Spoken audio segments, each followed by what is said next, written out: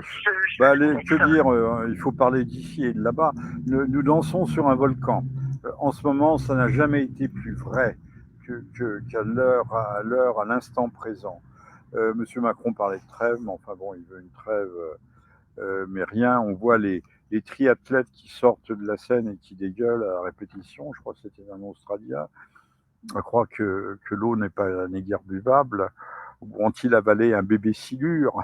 Parce que les silures, comme les étrangers qui viennent pêcher appellent les choulours, qui sont des bêtes sympathiques qui viennent de l'Extrême-Orient, d'Asie, de Chine. Oui, il paraît qu'on mange mal, on dort sur des lits en carton au village olympique. Enfin, tout ça, c'est anecdotique.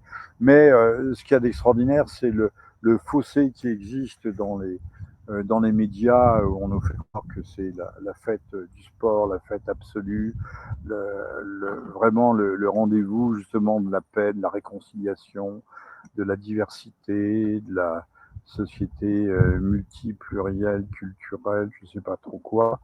Mais c'est les lits en carton et la malbouffe. Les Anglais se sont recrutés un cuisinier tellement la bouffe était déplorable. Paris est encagé, les Français sont encagés, ils ont des QR codes pour circuler, tout est bien, Madame la Marquise. Mais ceux qui sont nés, il faut noter que les animaux qui naissent dans des cages, vous leur ouvrez la cage et ils ont peur d'aller à l'extérieur. Ils ne savent plus comment c'était avant. Donc il est urgent de liquider les derniers représentants de ceux mêmes qui avaient 20 ans en 68, des boomers, et qui sont des témoins qui vont devenir très rapidement des témoins gênants. Alors, Monsieur Macron sautille, comme d'habitude, là il est à Brécançon à se faire dorer les fesses, mais on l'a vu aussi, non, on l'a vu je ne sais où, en train de regarder, mais alors la scène est hallucinante.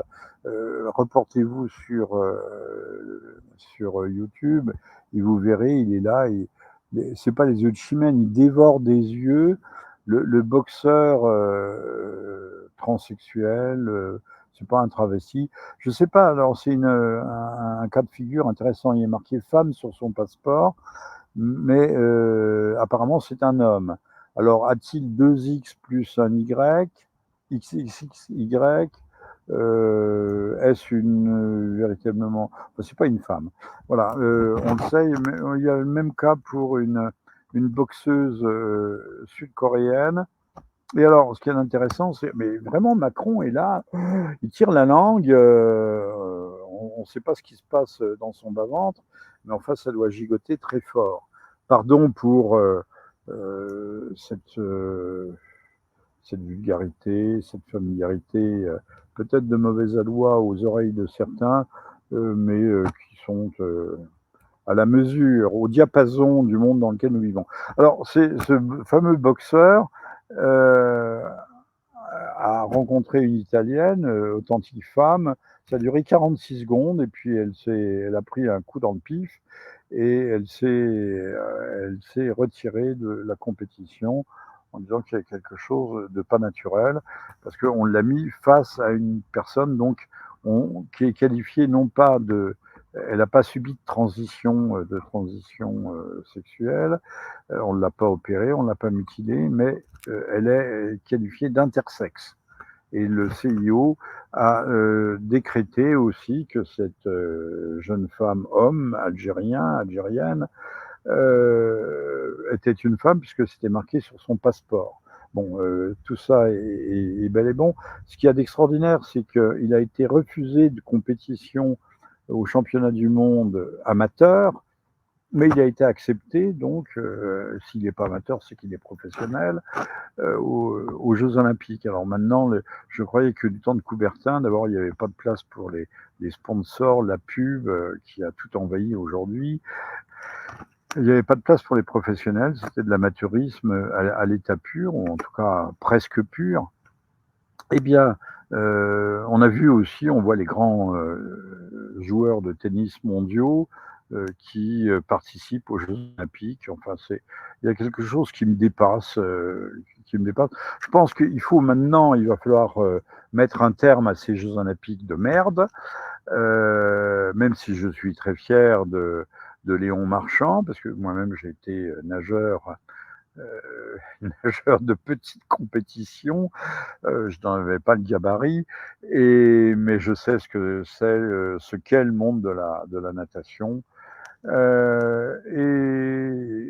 Et donc, j'admire notre ami Marchand qui moissonne les médailles d'or, et c'est un motif de fierté. Je ferai observer qu'il est blanc de blanc, et que d'ailleurs on lui cherche des poux dans la tête parce qu'il avait mis des fleurs de lys sur son compte Instagram ou je sais pas quoi. Mais les fleurs de lys, c'est le symbole de la ville de Toulouse dont il est originaire. Voilà, c'est comme ça. Mais ça y est, on disait que les fleurs de lys c'était monarchiste, monarchiste c'est fasciste. Le camp de la haine se porte bien, lui. Il se porte bien, il remporte toutes les palmes d'or, toutes les médailles d'or, tous les titres possibles et imaginables. Alors, ce boxeur, c'est assez extraordinaire. Ça nous apprend que, à la fois, nous faisons jouer dans ces Jeux olympiques des professionnels.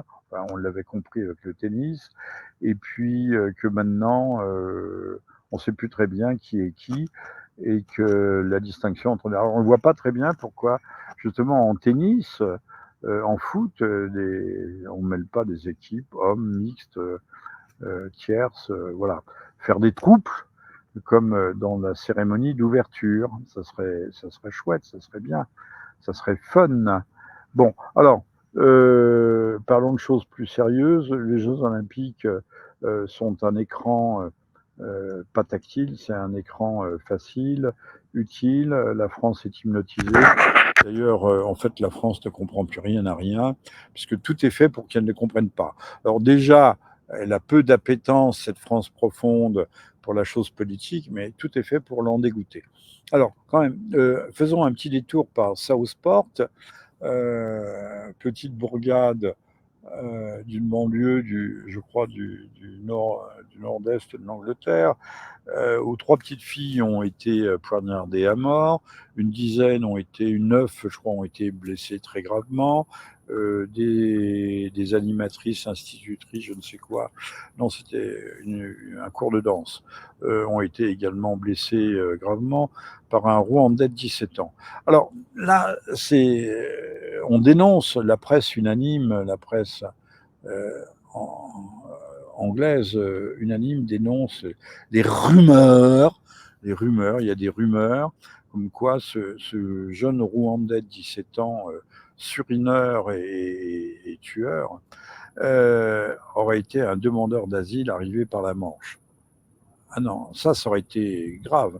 Non, non, il est rwandais, mais il est anglais. Apparemment, il est né en Angleterre et possède la nationalité du Royaume-Uni. Bon, je vous demande un peu, moi, dites-moi, qu'est-ce que cela change?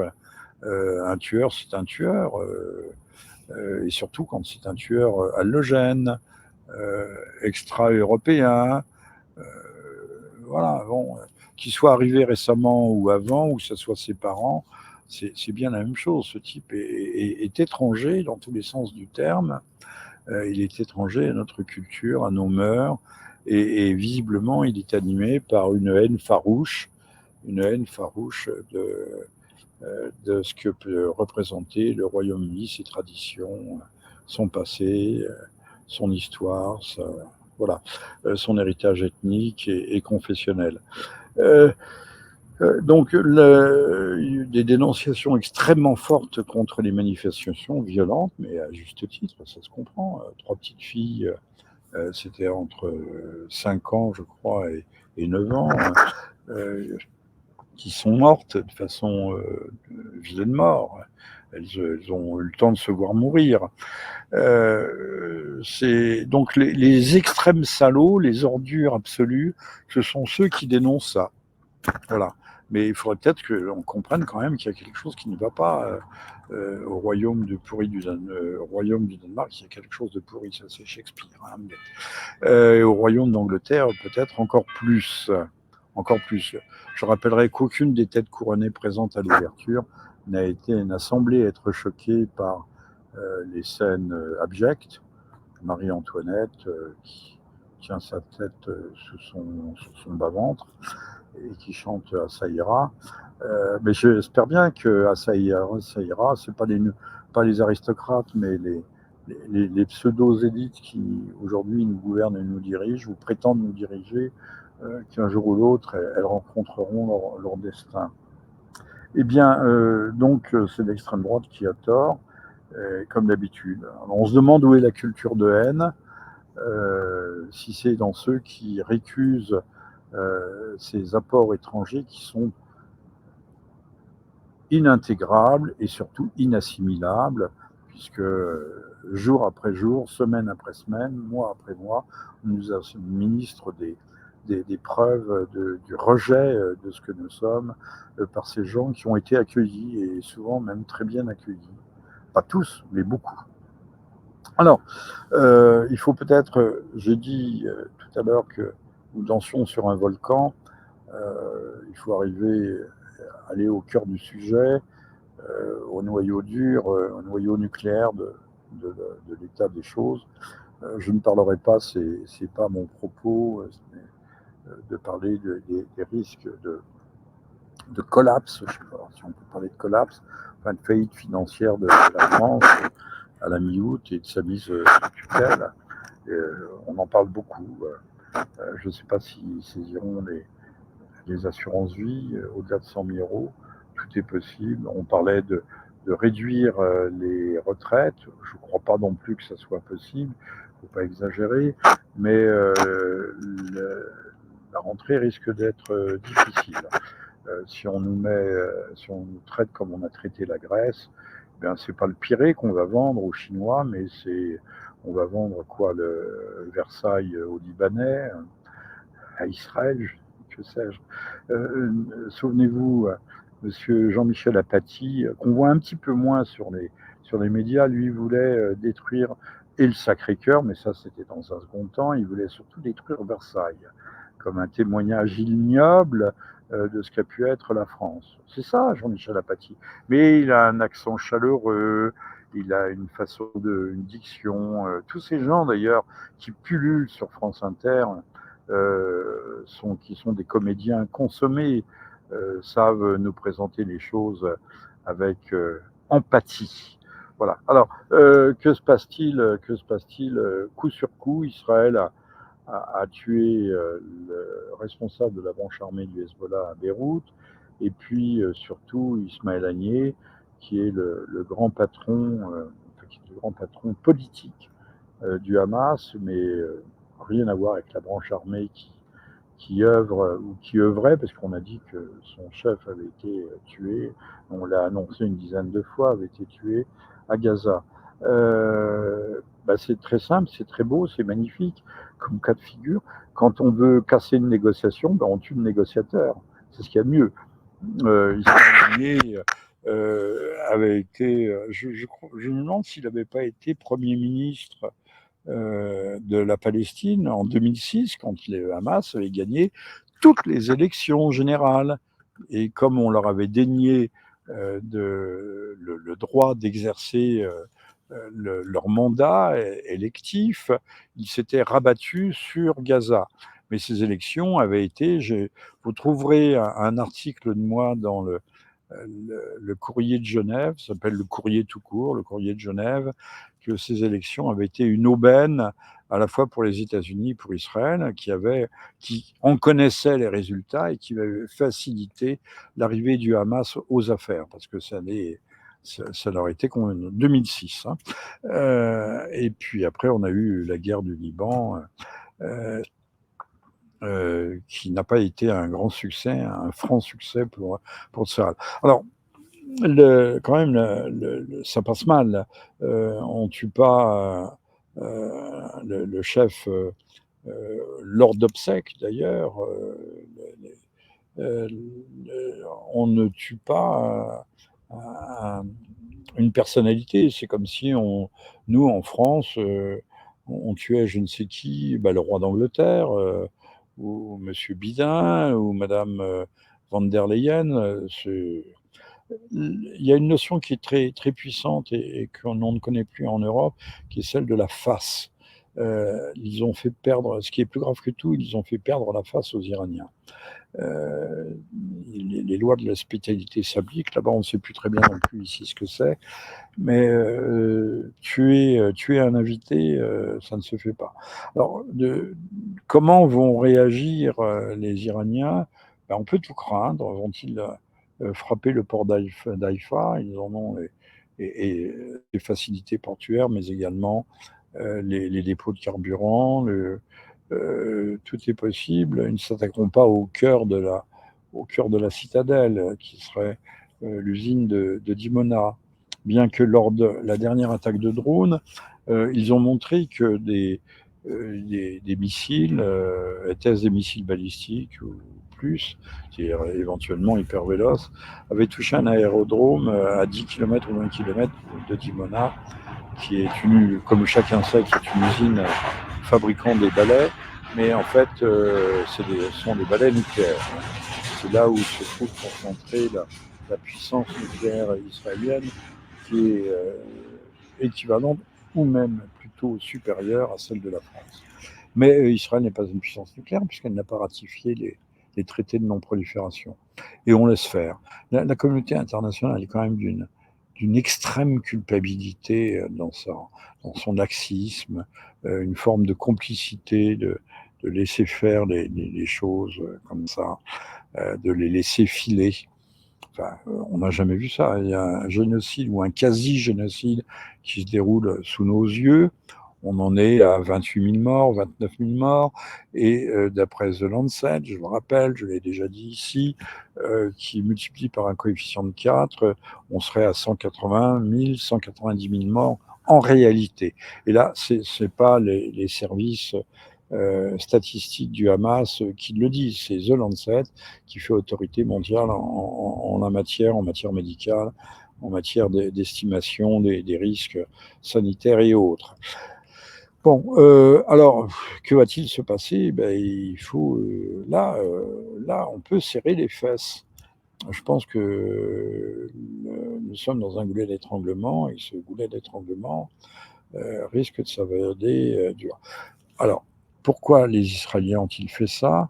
Je pense qu'en toute logique, ils veulent pousser l'Iran à la faute, avoir un bon prétexte pour frapper l'Iran, peut-être avec des missiles nucléaires d'ailleurs, puisqu'ils n'ont pas la capacité, ils n'ont pas l'aviation stratégique, ils ont des vieux F-16, quelques F-35, pour aller véritablement mener une campagne de bombardement sur l'Iran.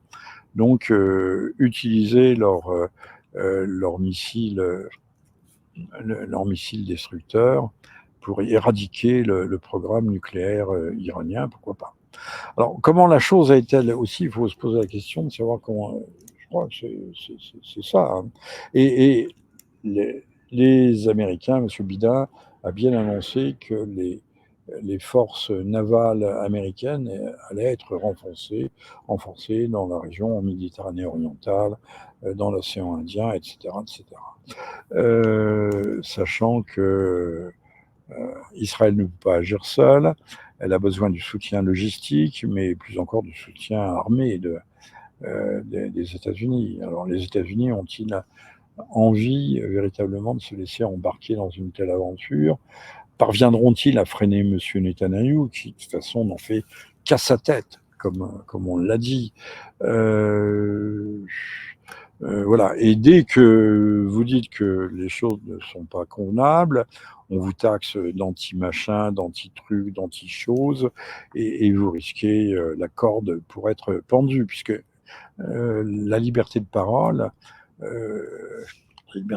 n'a jamais été aussi autant mise en cause qu'à l'heure actuelle. On a supprimé C8 pour M. Hanouna. Là, les banques viennent de refuser tout financement crédit et tout soutien bancaire aux magazines incorrects.